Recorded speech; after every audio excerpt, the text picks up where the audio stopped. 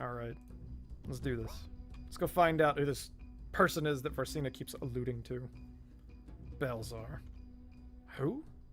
Hey, Varsina!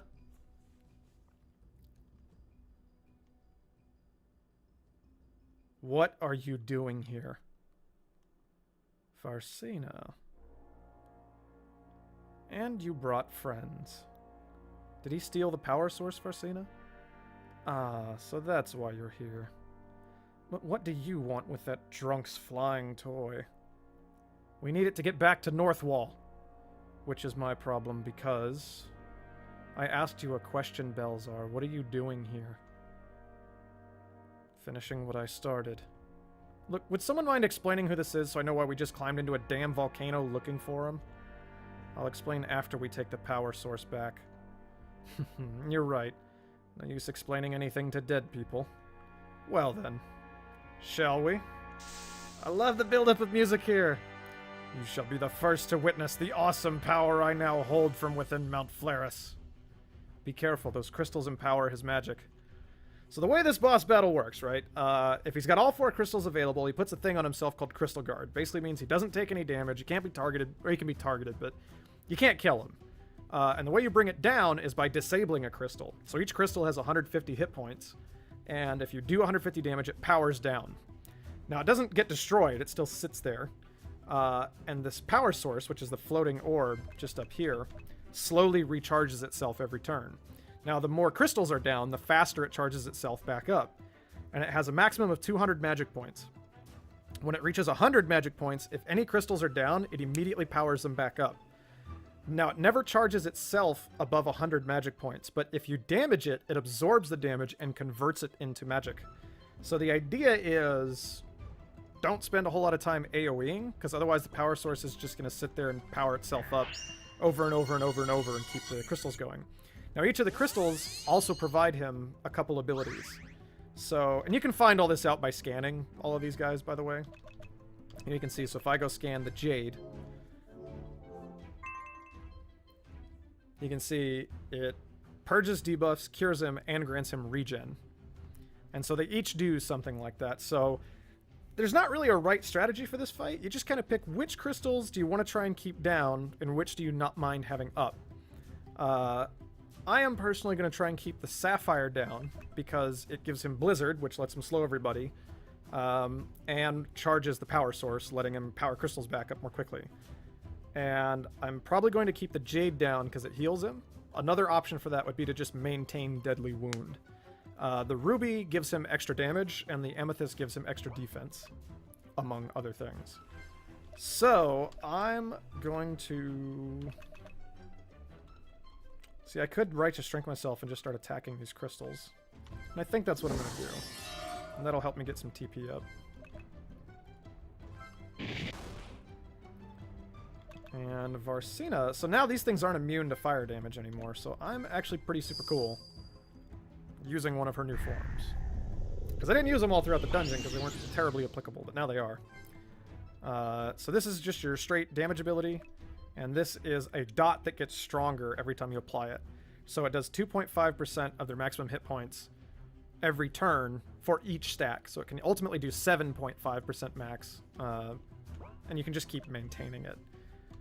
Now, I can also use Pummel, which is what I think. Actually, I'll use Flame Pillar because it's free and it'll build TP for me. And I know it's enough to kill him anyway.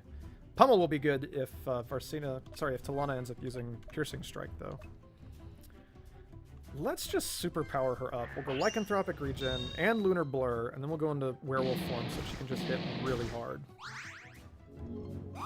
Oh yes, and then every 5 or 6 turns, any crystals that are up use their round of abilities. Let's do Lunar Blur. So I know the power source is going to power that crystal back up pretty damn soon. Now I've still got Righteous Strength on, which prevents holy abilities, but I will go ahead and Infusion Talana. So she's going to hit real fucking hard. Now this does 118 to 40, 145. This might do more. Let's go ahead and Flame Pillar the Jade. And she gets 2 action. Yeah, fuck it. Let's just go hard as a motherfucker. Fuck shit up now. Because remember that hybrid form refreshes all her lunar buffs, so now she is at maximum efficiency, plus she's got infusion. And if I drop all his defenses with piercing strike, she should be able to hit him real goddamn hard. Now his next turn he's going to put that crystal guard back up, so I got to get a crystal down again. But I know this is going to hit really hard. Splat out. Okay, so crystal's got to come down. His basic attack should be enough. Now he's got a really high magic defense right now because he's got that magic shield and the magic defense buff that the amethyst gave him. So I know I don't really want to hit him with magic. But if I Scorching Rage to Lana, which damages her but also and reduces her defenses to 0 but makes her even more offensive, then this frenzy is going to hit real damn hard. Now remember that Suven is immune to stuns, so that shock should have stunned him, but I fixed it. Now he's actually getting pretty damn close to dead already, so... Talana's not in hybrid form anymore, though. I bet I could kill him.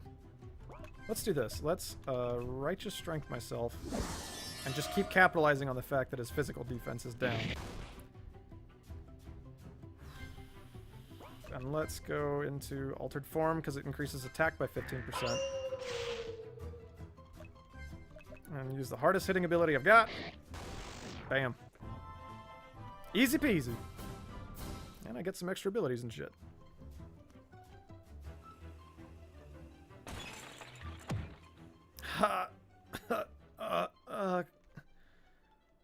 For the last time, what are you doing here?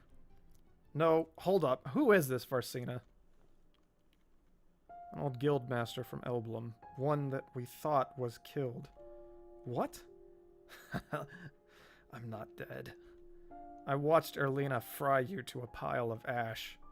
You think I didn't have contingencies? You killed a phantom. A what? We would have seen through such shoddy trickery. Hey, stop pretending we're not here. What's he mean? He's saying we killed an illusion, not him. So where was he if you didn't kill him? I don't know. I've been waiting for him to answer my question. Trapped. The spell went awry, and I was stuck in a void. You didn't kill me, but I was banished anyway. Maestro brought me back. What? Why? How do you know Maestro? Said I could have my revenge on Elblum. I just had to steal Grimm's power source. And he'd let me out of that hell of nothing.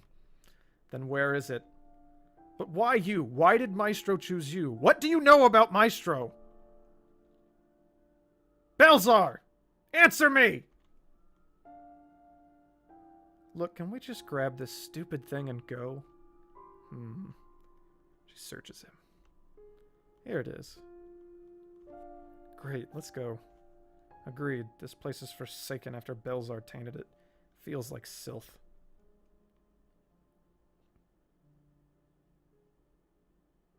Northwall. I'm coming.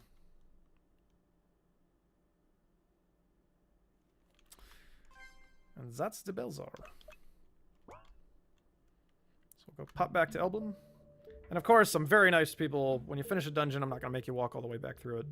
Now, if you wanted, let's say, fuck, I forgot about that puzzle, right? You could come back up here. There's no battles. You just walk your way back to it and go get your shit. But, so we'll call that good, and then we'll pick back up on the next section.